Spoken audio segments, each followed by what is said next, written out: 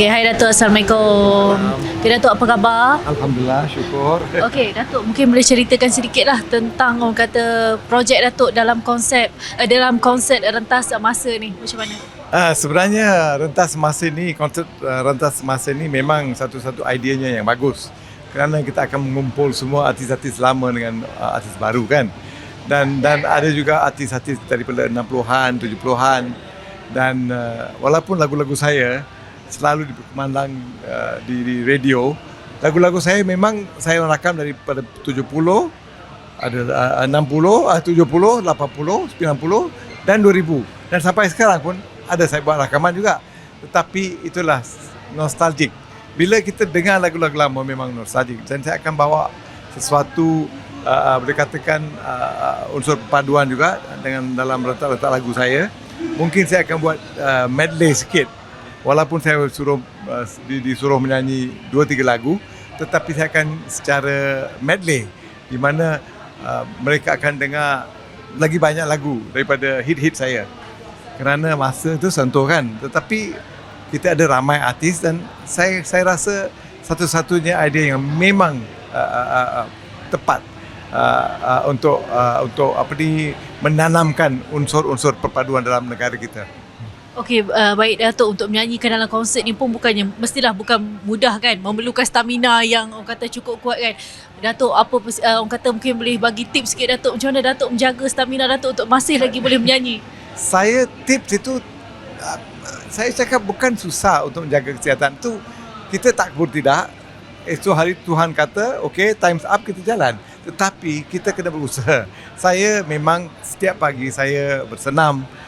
Saya buat pernafasan saya buat exercise pernafasan, exercise menyanyian, mesti menyanyi dan saya selalu tak pernah duduk rumah. Saya mesti ada pergi ke yayasan untuk buat kebajikan, jaga artis, dan saya buat bisnes saya, dan saya juga presiden MMBA, Malaysian Masters Badminton Association, di mana saya presiden sebuah association di mana semua veteran badminton player di bawah naungan saya. Jadi inilah, saya ni memang tak boleh duduk diam.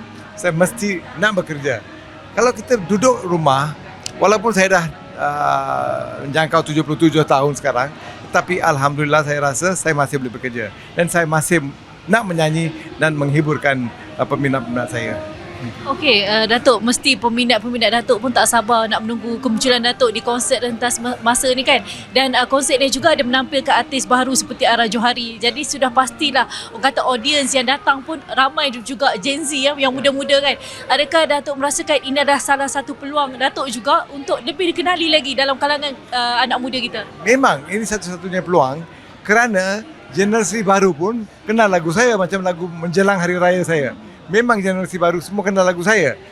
Walaupun lagu-lagu saya mungkin agaknya lama, tetapi kerana semasa mereka budak-budak dulu, masa kecil dulu, ibu bapa mereka dengar lagu saya. Dan saya akan menyanyi lagu untuk membawakan nostalgia untuk mereka juga. Tetapi itulah, sekarang walaupun zaman sekarang, mereka masih tahu lagu-lagu lama. Because kita ada corong-corong radio di mana mereka main lagu-lagu lama macam Suria, Klasik Radio, Sinar, lagu-lagu 80-an, 70-an, dan lagu saya memang kebanyakan walaupun di 70-an dan 80-an, tetapi sentiasa di corong-corong radio. So itulah, saya harap kita akan sama-sama berhibur. Okey, Datuk aktif juga di TikTok Datuk. Macam mana sekarang ni tengok saya baru je tengok TikTok Datuk semalam. Datuk ada post video, ramai tak komen-komen daripada peminat yang kata merindui Datuk, dapat melihat Datuk lah di TikTok, sisi yang lain Datuk? Saya sebenarnya tak berapa rancang dengan TikTok sangat. Semua office saya yang selalu buat. Tetapi memanglah ramai yang tanya-tanya kenapa tak buat konsert dan sebagainya. Tapi saya masih buat show. Baru-baru ni saya buat show, ada 10 buah bas daripada Singapura datang, peminat saya daripada Singapura datang, dan banyak. Tetapi kadang-kadang kita tak nak report. Kita diam-diam, kita buat dalam boleh katakan diam aja kan.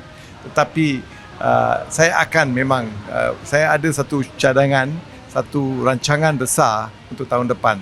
Saya nak buat sesuatu dikatakan the roaring 70s, 70-an, dan nak pergi seluruh negara untuk menghiburkan peminat-peminat saya. Itulah saya tengah rancang sekarang.